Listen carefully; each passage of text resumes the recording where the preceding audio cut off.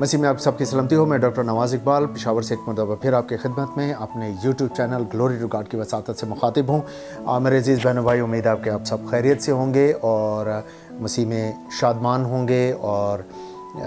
पाकरू की खुशी जो है वो आपके दिलों में यकीनन होगी, क्योंकि वो खुशी जो वो सबको अता करता है ताकि सब उस रूहानी जोश में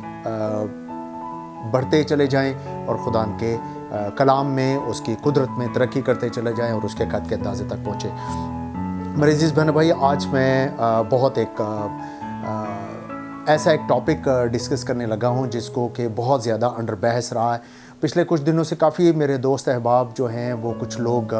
2-3 टॉपिक्स के बारे में बात कर रहे थे कि सर आप इसके बारे में भी कुछ जो है वो बताएं हमें, या कुछ वीडियो आप शेयर कीजिए हमें बताएं ताकि हम इसके बारे में क्या करें।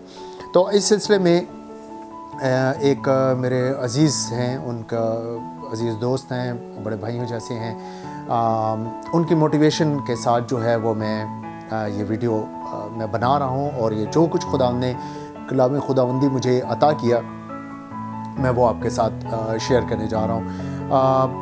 लेकिन इससे पहले मैं ये ज़िक्र करना चाहता हूँ मेरे अज़ीज़ बहनों भाइयों कि जब भी हम खुदा के कलाम मुक़द्दस की बात करते हैं, चाहे मैं हूँ या कोई भी खादिम है, तो याद रखें कि मैंने जैसा कि अपने जब हम करंथियों 12 बाब की 9 नेमतों में कोई हम स्टडी कर रहे थे तो उसमें हमने देखा था कि इल्मियत के कलाम की और हिकमत के कलाम की और नबूवती कलाम की क्या अहमियत है और वो किस तरीके से खादमीन में या खुदा के लोगों में, खुदा के कलीसिया में काम करता है। और ये बारहा इसकी एग्ज़ाम्पल्स जो हैं वो पूरी बाइबल मुक़द्दस में हमें पुराने अहदनामे में भी हमें काम करती हुई नज़र आती हैं। बेशक के खुदा के पाकरू का ज़हूर जो है वो बड़ा लिमिटेड हमें नज़र आता है, चंद एक मखसूस लोगों पर जो खुदा के लोग हैं, खुदा के नबी हैं, खुदा के पैगम्बर हैं, उनके ऊपर हमें नज़र आता है। और इसी तरीके से आगे चलकर जब हम न्यू टेस्टमेंट में आते हैं तो खुदा का पाकरू बहुत कसरत के साथ हर एक में वो नेमतें जो है वो बख्शिशें अनायत करता है। इसके लिए हम खुदा का शुक्र अदा करते हैं। तो मैं वो पैसेज जो है वो मैं पढ़ना चाहता हूँ जिस पर आज हम बात करेंगे। पैदाइश की किताब उसका 6 बाब उसकी 1 से 6 आयत तक हम इसको पढ़ेंगे। जब रोए ज़मीन पर आदमी बहुत बढ़ने लगे और उनकी बेटियां पैदा हुईं तो खुदा के बेटों ने आदमी की बेटियों को देखा कि वो खूबसूरत हैं और जिनको उन्होंने चुना उनसे ब्याह कर लिया। तब खुदावंद की ने कहा कि मेरी रूह इंसान के साथ हमेशा मज़ाहमत ना करती रहेगी, क्योंकि वो भी तो बशर है, तो भी उसकी उम्र 120 बरस की होगी। उन दिनों में ज़मीन पर जब्बार थे और बाद में जब खुदा के बेटे इंसान की बेटियों के पास गए तो उनके लिए उनसे औलाद हुई। यही कदीम ज़माना के सुरमा हैं जो बड़े नामवर हुए। और खुदा ने देखा कि ज़मीन पर इंसान की बदी बहुत बढ़ गई और उसके दिल के तसव्वुर और ख़यालात सदा बुरे ही होते हैं। तब खुदा ज़मीन पर इंसान को पैदा करने से मलूल हुआ और दिल में गम किया। मेरे अज़ीज़ बहनों भाई, आज हमारे पास मैं थोड़ा सा इसको खुदा ने जो मुझे अनायत किया मैं उसको आपके साथ बयान करूँगा। उसके साथ आपको मैं कुछ रेफरेंस के साथ मैं इस चीज़ को शेयर करूँगा। लेकिन उससे पहले मैं ये ज़रूर बता देना चाहता हूँ कि कुछ ये इल्मियत का कलाम, जैसा कि मैं ज़िक्र किया कि खुदा बहुत से लोगों को अनायत करता है और वह इल्मियत का कलाम आगे चलकर जब हम खुदा की खिदमत में जाते हैं, खुदा हमें मौका देता है तैयारी का, खुदा हमें मौका देता है प्रिपरेशन का, और फिर हम वो आगे चलकर जो है वो हिकमत के साथ खुदा की खिदमत करते हैं। उसके कलीसिया में वो पैगाम, वो मुकाशफात हम पहुँचाते हैं। मेरी कोशिश होगी कि बहुत सादा अल्फाज में, बहुत सादे तरीके से मैं इस चीज़ को बयान कर सकूं। क्वेश्चन आज का ये है कि ये खुदा के बेटे कौन हैं। इसके बारे में बहुत सी डिफरेंट जो है वो कॉन्सेप्ट्स पाए जाते हैं, डिफरेंट थॉट्स पाई जाती हैं, लेकिन उनमें से आज हम 3 एक जो बहुत मेजर और करीब तरीन हैं हम उनको थोड़ा सा जानने की कोशिश करेंगे और कलाम मुक़द्दस में से देखने की कोशिश करेंगे कि ये खुदा के बेटे किन को कहा गया है और ये कौन थे। लेकिन उससे पहले मैं ये ज़रूर ज़िक्र करना चाहता हूँ कि इस चीज़ की तैयारी में जो है वो मुझे बेशक थोड़ा सा टाइम लगा, दुआ में सबसे ज़्यादा टाइम लगा। खुदा से मैंने बहुत मदद मांगी, खुदा के पाक रूह की तहरीक मैंने मांगी और खुदा ने रास्ते खोले और खुदा ने ज़हन को खोला कि किस तरीके से इसको मैं कलीसिया के साथ बयान कर सकता हूँ। तो इस सिलसिले में कुछ लिटरेचर वर्क है जो मैंने स्टडी करने का मुझे मौका मिला, जिनमें से एक बुक है जो है the sons of God in Genesis 6:1-4। Sons of God, ये एक जर्मन स्कॉलर हैं, जर्मन स्पीकर हैं, येफ डोइडेंस उनका नाम है, येफ डोइडेंस उनका नाम है। इनके 2 एडिशन इस बुक के जो है उन्होंने शाया किया, 2013 में और एक 2019 में उन्होंने शाया किया। 13 की तो मैंने जब इनसे रब्ता करने की कोशिश की तो थोड़ी सी कोशिश के बाद इनसे रब्ता हो गया मेरा, तो मैंने कोशिश की कि वो बुक मैं हासिल कर सकूं, लेकिन उन्होंने जो कुछ रेफरेंस मेरी हेल्प के लिए और वो उन्होंने मुझे दिए, और साथ उन्होंने मुझे जो 13 का एडिशन था वो उन्होंने मुझे प्रोवाइड किया, और ताकि उसको मैं देख सकूं, क्योंकि उसी की बेस पर आगे चलकर इन्होंने 2019 का जो एडिशन है वो इन्होंने किया। उसके अलावा कुछ रिसर्च है जो डगलस पेट्रोविच उनकी कुछ रिसर्च है इसके बारे में, और ओल्ड टेस्टमेंट के प्रोफेसर हैं जो कि इस बारे में काम कर रहे हैं। और एक और बुक है द अनसीन राम, जो है वो माइकल हाइसर ने जो है वो तहरीर की है। और फिर जो बहुत सीनियर ओल्ड टेस्टमेंट के प्रोफेसर हैं डॉक्टर पीटर जेंट्री, और फिर पाकिस्तान में जो खुदान के मुख्तलिफ़ खादमीन हैं जिनको मैं अक्सर तंग करता रहता हूँ, मुख्तलिफ़ क्वेश्चंस उनसे पूछता हूँ, और जो जिस बात में मैं रिसर्च, क्योंकि मेरा काम रिसर्च करना है, और मैं रिसर्च करने के बाद उसको देख के बड़ी प्रेयरफुली, बड़ा दुआ के साथ जो है वो मैं कलीसिया के साथ इसको शेयर करता हूँ। खुदा के बेटे, पैदाइश 6 बाब 1 से 4 आयत, इसके बारे में हमें 3 जो मेजर कॉन्सेप्ट्स हैं, जो मेजर इसके जो इंटरप्रिटेशंस हैं वो हमें मिलती हैं। सबसे नंबर 1 जो पहले नंबर में ये, यानी जो हम पहले एक जो स्टेटमेंट है कि ये नूह का जो 3 बेटे थे उनमें से एक सेत की औलाद में से हैं, ये सारे जो खुदा के बेटे कहलाए। दूसरे नंबर पर कहा जाता है कि शायद ये वो फरिश्ते हैं जो कि अबलीस के साथ गिराए गए, यानी फॉलन एंजल्स हैं जिन्होंने जो है ये काम किया। और तीसरे नंबर पर जो स्टेटमेंट पाई जाती है जो मेजर, वो है कि शायद ये कोई ऐसे पुराने दौर के बादशाह हैं, उससे भी पुराने दौर के बादशाह हैं, जो हीरो हैं, जो बहुत जॉइंट हुआ करते थे और बड़े जालिम हुआ करते थे। ये उनकी औलाद में से हैं, या ये वो लोग हैं उनके बारे में कहा जाता है। और सबसे ज़्यादा जो इसके बारे में मैं एक रिसर्च तैयार कर रहा हूँ, लेकिन वो जब खुदा की मर्ज़ी होगी मैं आप लोगों के साथ शेयर करूँगा। गैलगमश जो एक पुराने दौर का, एंशिएंट वर्ल्ड का, उसका जो देवता कहलाता था, कि वो आधा खुदा है और आधा इंसान है, हाफ ह्यूमन है और हाफ एंजल है, उसके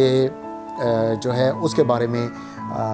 जो बयान किया जाता है कि शायद ये वो जो पुराना देवता है गैलगमश, ये उसकी औलाद में से हैं, उसके लोग हैं जिनको खुदा के बेटे या फरिश्ते उसको कहा गया, और ये वो लोग हैं। और ज़्यादातर जो स्टेटमेंट जो कंसिडर की जाती है, ज़्यादातर लोग जो कुछ अरसा पहले तक जिसको बहुत ज़्यादा फॉलो करते रहे, वो यही एक चीज़ थी। अब लफ्ज़ खुदा के बेटे अगर हम बाइबल मुक़द्दस में हम देखें तो हमें 4 बाइबल मुक़द्दस में 5 ऐसे मेजर हवालाजात मिलते हैं जहाँ पर वो भी सिर्फ पुराने अहदनामा में, जहाँ पर लफ्ज़ खुदा के बेटे और उसके साथ उसका जिक्र आया है। मैं चाहूँगा कि मैं आपके साथ उसको देखूँ। पहला हवाला तो हम 6 बाब, उसकी पैदाइश 6 बाब में हम देख चुके हैं। दूसरे नंबर पे जो है वो अयूब 1 बाब और उसकी 6 आयत है। और एक दिन खुदा के बेटे आए कि खुदावंद के हुजूर हाज़िर हों, और उनके दरमियान शैतान भी आया। अब यहाँ पर खुदा के बेटे अलग हैं, ये वो फॉलन एंजल्स नहीं हैं, जो अबलीस के साथ गिराए जाने वाले फरिश्ते नहीं हैं। यहाँ पर लिखा है कि एक दिन खुदा के बेटे खुदा के हुजूर आए और उनके दरमियान शैतान भी आया। अब दूसरे नंबर पे जो हवाला है तीसरे नंबर का, वो है अय्यूब दूसरा बाब और उसकी पहली आयत। अय्यूब दूसरा बाब उसकी पहली आयत है। फिर एक दिन खुदा के बेटे आए कि खुदावंद के हजूर हाजिर हों, और शैतान भी उनके दरमियान आया कि खुदावंद के आगे हाजिर हो। ये हमें तीसरा रेफरेंस मिलता है। उसके बाद अय्यूब 38 बाब और उसकी 7वीं आयत हमें मिलती है। जब सुबह के सितारे मिलकर गाते थे और खुदा के सब बेटे खुशी से ललकारते थे। ठीक है, ये अय्यूब की किताब में मिलता है कि जब सुबह के सितारे मिलकर गाते थे और खुदा के सब बेटे खुशी से ललकारते थे। ये हमें एक और रेफरेंस मिलता है। अब हम चलते हैं इस अय्यूब और के 38वें बाब की 7वीं आयत को अगर हम देखें तो इससे हमें इसकी लिंग्विस्टिक अगर हम देखें और तो हमें साफ तौर पर पता चलता है कि ये खुदा के बेटे कोई फरिश्ते हैं, ये इंसान नहीं हैं। ये एक बड़ी काबिल ज़िक्र बात हमें इसमें नज़र आती है। अब दानियल तीसरा बाब और उसकी 25वीं आयत अगर हम इसको गौर से देखें, और ये 3 मर्द यानी सदरक और मेसक और अबदनजूब बंधे हुए आग की जलती भट्टी में जा पड़े। तब नबूकदनेस्सर बादशाह सरसीमा होकर जल्द उठा और अरकान दौलत से मुखातब होकर कहने लगा, क्या हमने 3 शख्सों को बंधवा कर आग में नहीं डलवाया? उन्होंने जवाब दिया कि बादशाह ने सच फरमाया। उसने कहा, देखो मैं 4 शख्स आग में खुले फिरते देखता हूँ और उनको कुछ ज़रर नहीं पहुँचा, और चौथे की सूरत इलाज़ादा किसी है। अब हमें पूरी बाइबल मुकद्दस में खुदा के बेटों के हवाले से या इस तरीके से हमें सिर्फ यही 5 हवाला जात हमें मिलते हैं जिसमें खुदा के बेटे एज लफ्ज़ इसका ज़िक्र किया गया है। लेकिन यहाँ मैं ज़िक्र करना चाहूँगा कि देखें, आदम को खुदा ने बनाया तो उसके साथ वो खुदा का बेटा नहीं कहलाया, लेकिन उसके साथ बाप और बेटे जैसा रिलेशन था। ठीक है, हमारे साथ या दाऊद को खुदा ने इतनी बरकत बख्शी और उसके साथ तो क्या है, हम मुख्तलिफ उनके साथ देखते हैं कि और आज हमारे साथ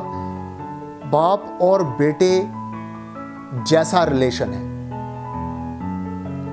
उसके जो जब हम उसको वो हमें इस तरह प्यार करता है, वो हमें कि जैसे बेटों को प्यार किया जाता है, लेकिन वो खुदा के बेटे नहीं है।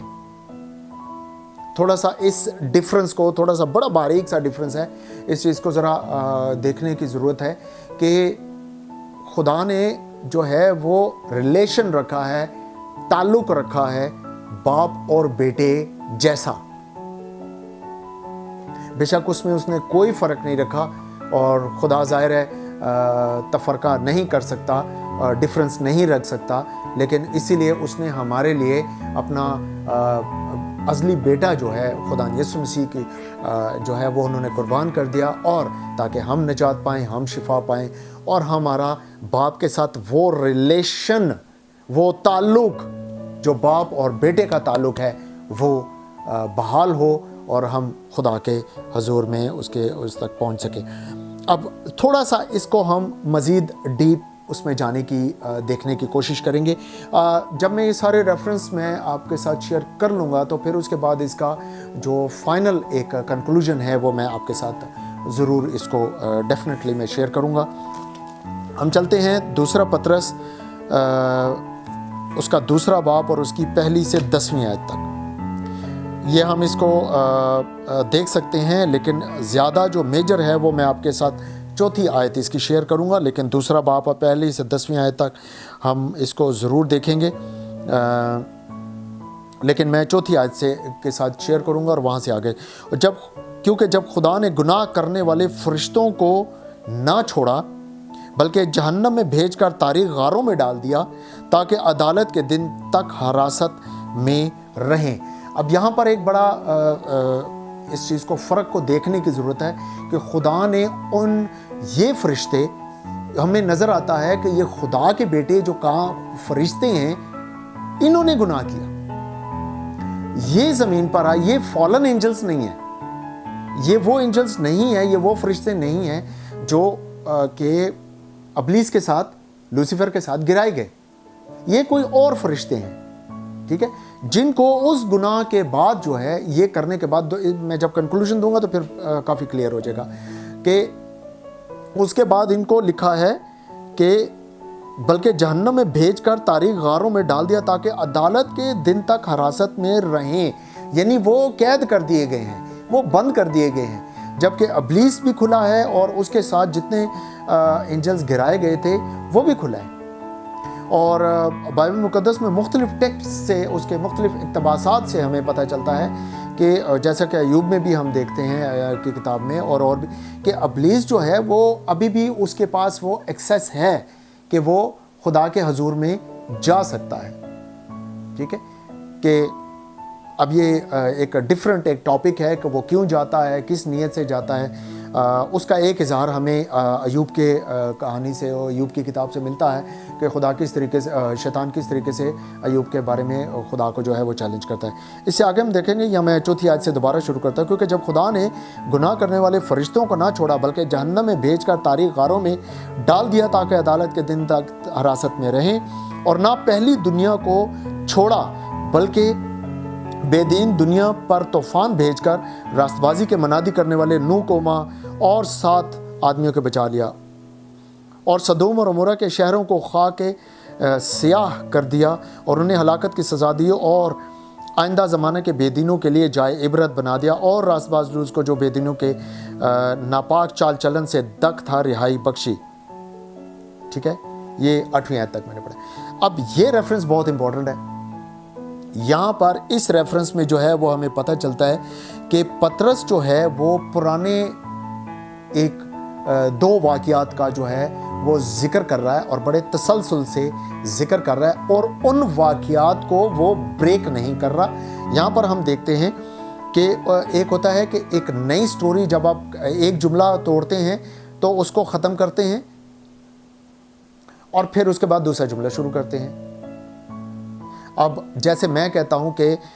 या कलाम मुक़द्दस में जैसा है उसके मुताबिक मैं करता हूँ कि और ना, अच्छा अब ये कंटिन्यूज़ है, ये जो है वो इसको ये जो है वो जारी हैं और एक दूसरे के साथ कनेक्टेड हैं, और एक दूसरे के साथ जो कनेक्ट किए गए हैं ये जो लिंग्विस्टिक के, जो ज़ुबान के माहिर हैं, जो ज़ुबानों को समझने और उसकी उर्दूदान हैं, जो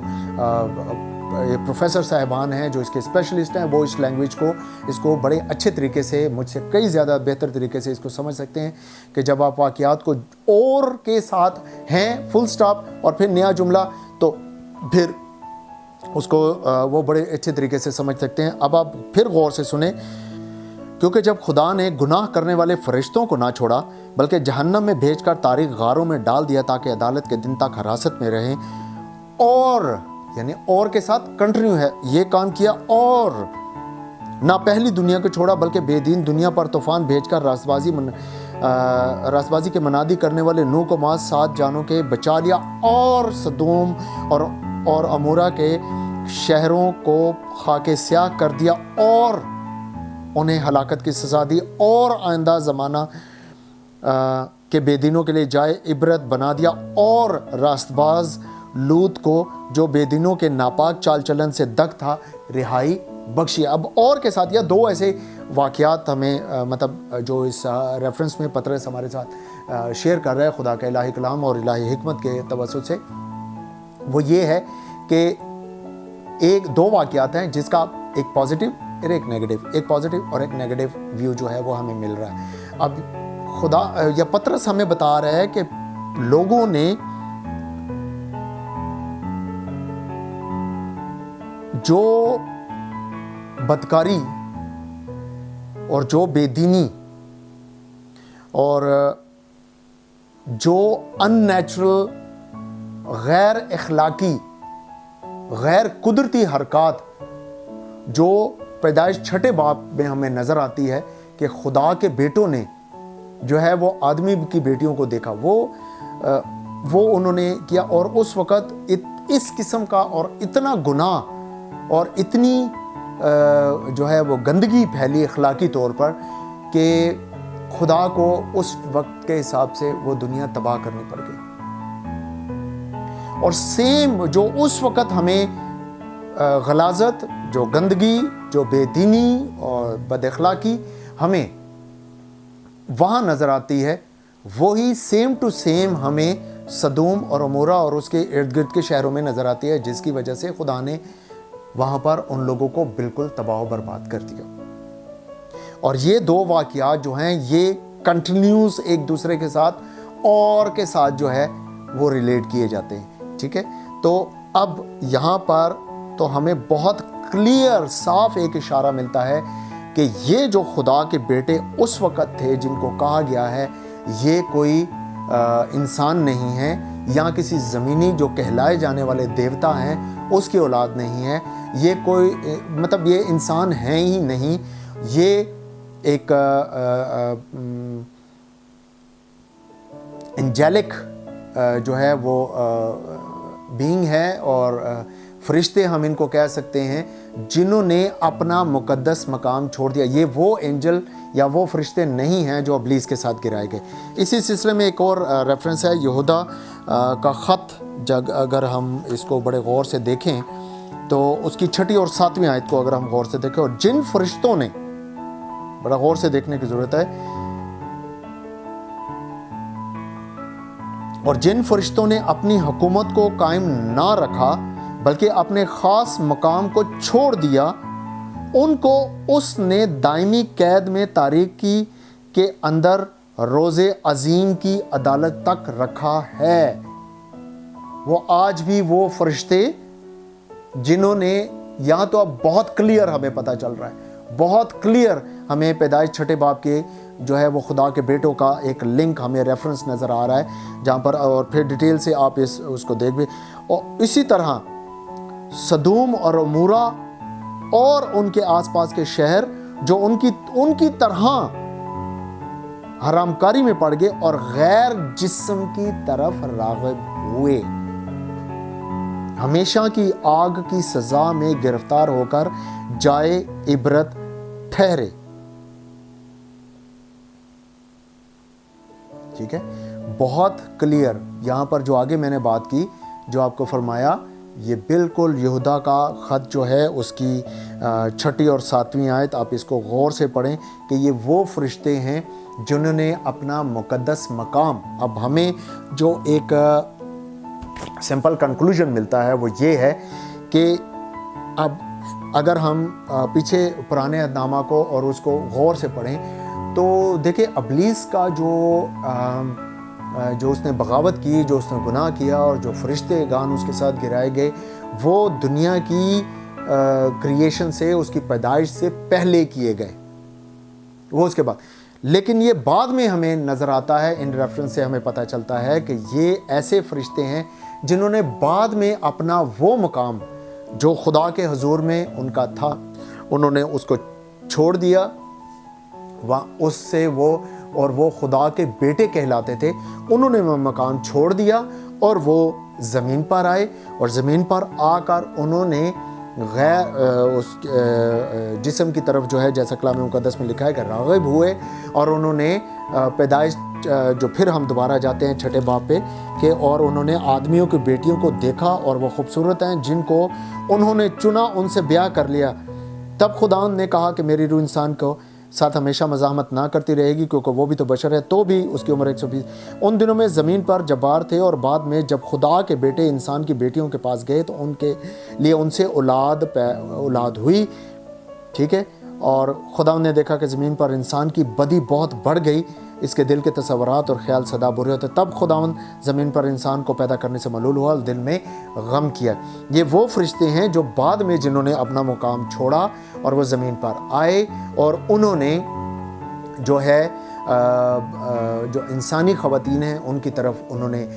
रुजू लाए और उनके साथ उन्होंने ब्याह किया, और उनसे जो औलाद पैदा हुई और उससे जो आबादी बढ़ी और उससे जो गंदगी फैली, जो गलाजत फैली, जो बददीनी फैली, और मतलब इस हद तक जो है वो करप्शन हमें ह्यूमन उसमें नज़र आई कि खुदा आखिर को इंसान को बनाने से मलूल हुआ कि इंसान के साथ ये कुछ खुदा के प्लान का हिस्सा नहीं था। ठीक है, तो लेकिन ये है कि खुदा फिर भी अपने मंसूबों पर कादिर है, खुदा कादिर मुतलक खुदा है, और उसने जो है फिर भी नूह को बमा 7 और जानों के उसने बचाया और उससे आगे चला। लेकिन कंफर्म है कि ये सेहत की औलाद नहीं थे, और ना ही ये किसी और ज़मीनी देवता जो कहलाए जाने वाले थे उनके बारे में या उनकी औलाद में से थे या कोई और थे। यहाँ पर एक छोटा सा मैं ज़िक्र करना चाहूँगा कि कुछ लोग इस बात को मत्ती 22 बाब और उसकी 30वीं आयत और मरकज़ 12 बाब और उसकी 25वीं आयत को कोट करते हैं, जहाँ पर मसीह खुदा ने जहाँ पर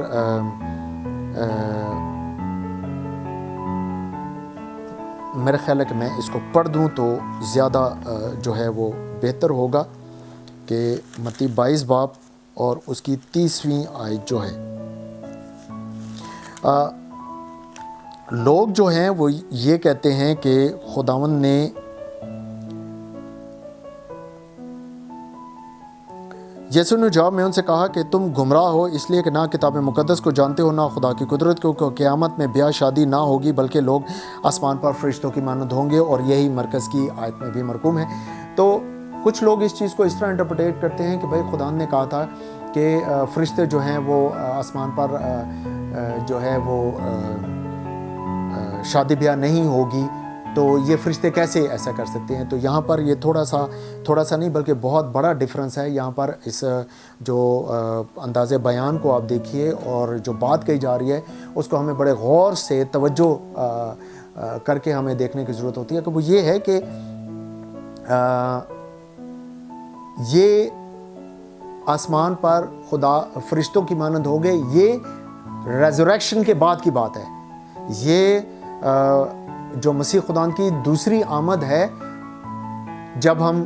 दूसरी आमद का जिक्र है, पहली क़यामत का जिक्र है, जब मसीह खुदा आएंगे और वो अपने लोगों को, अपने नाम लेवाओं को जो है अपने साथ ले जाएंगे और खुदा के फ़िरदौस में होंगे वो। तो ये उस वक़्त उसके बाद का जिक्र है, जबकि ये वाक़या जो है ये पहले हो चुका है। लिहाजा इस दो रेफरेंस को, इस स्टेटमेंट को भी हम यहाँ पर इसके साथ टैली नहीं कर सकते हैं या इसको इसके साथ नहीं मिला सकते हैं कि ये यही एक चीज़ है कि वो टोटल एक फ़र्क वाक़या है, जबकि ये लिहाजा हमें इन रेफरेंसेस से, इन हवालाजात से अगर हम इसको मज़ीद रिसर्च करें, आप इसको मज़ीद देखें, इसको जज करें, इसको खुदा से दुआ करें, मांगें, और जो मैंने रेफरेंसेस दिए हैं ये प्लस जो बुक्स हैं इनको भी आप ज़रूर स्टडी करें, खुदा के खादमीन से आप इसको डिस्कशन करें। तो फाइनल कंक्लूजन जो बहुत बेहतर जो एक्सेप्टेबल है वो कलाम मुक़द्दस की, स्पेशली पतरस के दूसरे ख़त के और यहूदा के ख़त से जो हमें रेफरेंस मिलते हैं, जो इसकी बहुत क्लियर हमें पिक्चर पेश करते हैं, उसकी रोशनी में हमें ये नज़र आता है कि ये खुदा के बेटे फरिश्ते हैं, लेकिन ये वो फरिश्ते नहीं हैं जो शैतान के साथ गिराए गए, बल्कि ये दूसरे फरिश्ते हैं और कोई फरिश्ते हैं जिन्होंने अपना मुक़द्दस मकाम छोड़ दिया और वो ज़मीन पर आए और उन्होंने ये काम किया जिसकी वजह से दुनिया में इतनी बदकारी और पूरी दुनिया में इतनी बदकारी फैली कि जो है खुदा को दुनिया तबाह करनी पड़ गई। मेरे अजीज़ बहनों भाइयों, दूसरी एपिसोड में मैं आपके साथ ये शेयर करूँगा कि ये जब्बार कौन थे। जो लिखा है इन दोनों में ज़मीन पर जब्बार थे, क्योंकि कुछ लोग ये भी कहते हैं कि ये जब्बार जो हैं ये उन फरिश्तों की और उन ख़वातीन जिनसे उन्होंने ब्याह किया उनके नतीजे में जो औलाद पैदा हुई वो जब्बार हैं। लेकिन हम नेक्स्ट एपिसोड में ये ज़िक्र करेंगे कि ये जब्बार जो हैं ये एक्चुअली कौन हैं और इनकी क्या करैक्टरिस्टिक्स है, इसको हम कलाम मुक़द्दस के मुताबिक देखने की और फैक्ट एंड फिगर्स को जांचने की कोशिश करेंगे। दुआ में ज़रूर याद रखिएगा, मेरे इस YouTube channel glory to God को ज़रूर सब्सक्राइब कीजिएगा और शेयर कीजिएगा, ताकि ये कलाम खुदावंदी जो मुझे नाचीज़ गुनहगार को खुदा देता है, मैक्सिमम कलीसिया के साथ, खुदा के खादमीन के साथ मैं शेयर कर सकूं, ताकि कलीसिया खुदा के कलाम में, उसकी कुदरत में हम सब मिलकर तरक्की करें और उसको जलाल तक, उस कद तक पहुँचें जो खुदा हमसे चाहता है। God bless you, thank you very much.